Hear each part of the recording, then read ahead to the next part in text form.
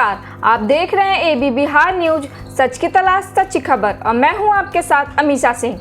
तो आइए नजर डालते हैं आज के राज्य की खबरों की तरफ।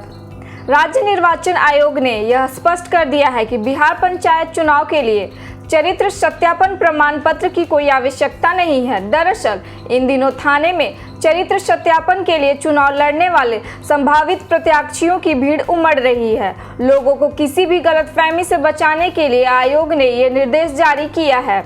इसके अलावा पारदर्शिता लाने के उद्देश्य से निर्वाचन आयोग ने निर्देश जारी करते हुए भ्रष्टाचार सहित 11 मामलों से जुड़े लोगों को चुनाव लड़ने पर पाबंदी लगा दी है। जिला निर्वाचन पदाधिकारी को भेजे निर्वाचन आयोग के निर्देश के मुताबिक कोई भी व्यक्ति जिसे भारत या बिहार राजनीति अपराध के अलावा अन्य किसी अपराध के लिए 6 महीने या उससे ज्यादा की सजा हो चुकी है तो उसे भी चुनाव लड़ने के लिए आयोग माना नहीं जाएगा।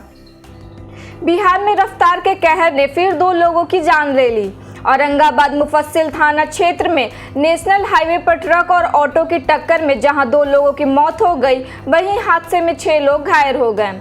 हादसा रामुनी देवी बीएड कॉलेज के समीप हुआ।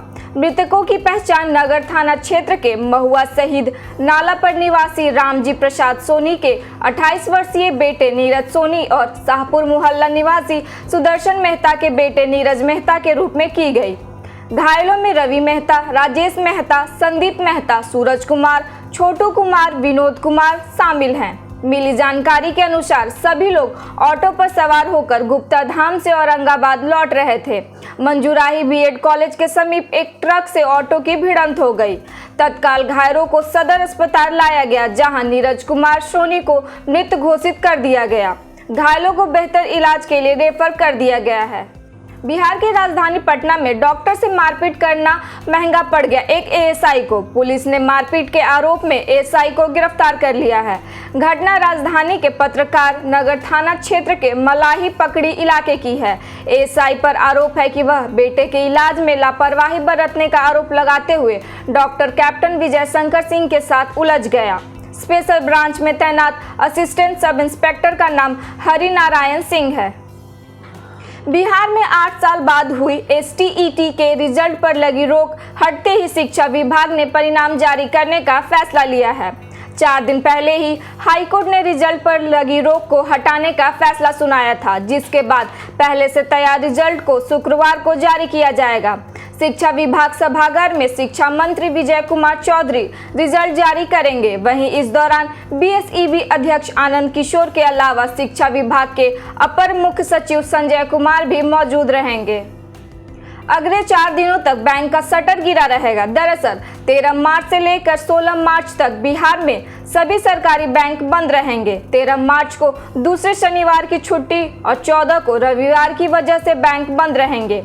United forum of bank union के आह्वान पर 15 और 16 को बैंक कर्मियों ने हड़ताल करने का फैसला किया है।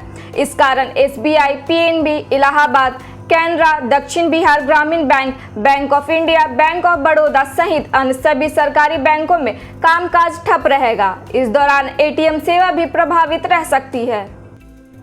अब आइए नजर डालते हैं देश की खबरों की तरफ।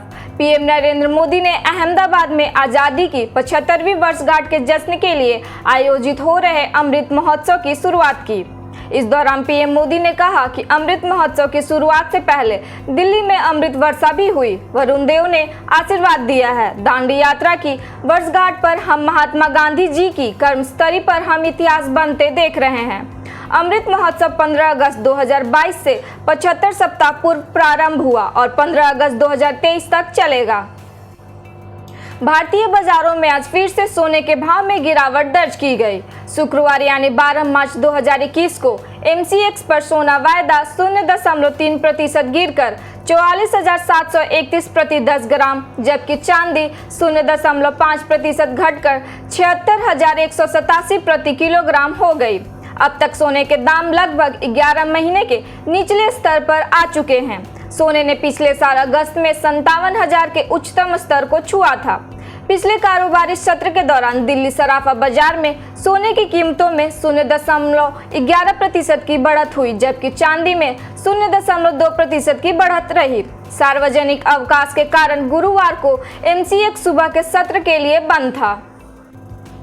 देश में कोरोना संक्रमण के मामले एक बार फिर बढ़ने लगे हैं। देश के 6 राज्यों में कोरोना की स्थिति सबसे ज्यादा खराब दिख रही है। इन्हीं 6 राज्यों में पंजाब भी शामिल है। स्वास्थ्य मंत्रालय के आंकड़ों के मुताबिक राज्य में पिछले 24 घंटे में कोरोना के 1309 नए मामले सामने आए हैं, जबकि इस दौरान 18 लोगों की मौत हो चुकी है। राज्य में तेजी से बढ़ते कोरोना केस को देखते हुए पटियाला, लुधियाना, नवसंहार, जालंधर, होशियारपुर और कपूरथला में नाइट कर्फ्यू लगा दिया गया है।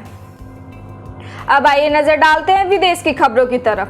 दुनिया भर में कोरोना वायरस के खात्मे को लेकर वैक्सीन अभियान चलाया जा रहा है। हर किसी को उम्मीद है कि वैक्सीन से कोरोना वायरस को हराया जा सकता है। कोरोना वैक्सीनेशन के बीच डेनमार्क ने एक डराने वाली खबर सामने आई है। डेनमार्क ने एस्ट्राजेनेका वैक्सीन लेने के बाद ब्लड क्लॉटिंग की शिकायत मिलने के बाद एस्ट्राजेनेका वैक्सीन पर अस्थायी रूप से रोक लगा दी है। डेनमार्क की ओर से ये जानकारी दी गई है कि कोरोना वैक्सीनेशन के बाद ब्लड क्लॉटिंग बनने का मामला सामने आया है। म्यांमार के सुरक्षा बलों ने गुरुवार को सेना के तख्तापलट का विरोध करने वाले कम से कम 10 लोगों की गोली मारकर हत्या कर दी। इसके साथ ही सेना ने अपदस्थ सरकार के नेता आंग सान सू की के खिलाफ एक नया आरोप भी लगाया है। इसमें कहा गया है कि साल 2017 से 18 में उन्हें अवैध रूप से $60 लाख यानी 4.35 करोड़ रुपए लिए। साथ ही उन पर एक राजनीतिक सहयोगी से अवैध रूप से सोने की छड़ें भी स्वीकार करने का आरोप है। तो इसी तरह देश और दुनिया की तमाम जानकारियों के लिए जुड़े रहें हमारे साथ एबी बिहार न्यूज पर। साथ ही हमारे चैनल को लाइक, सब्सक्राइब और शेयर करना ना भूलें। आगे की न्यूज अपडेट्स के लिए हमारे वेबसाइट www.abbiharnews.com पर विजिट जरूर करें। धन्यवाद।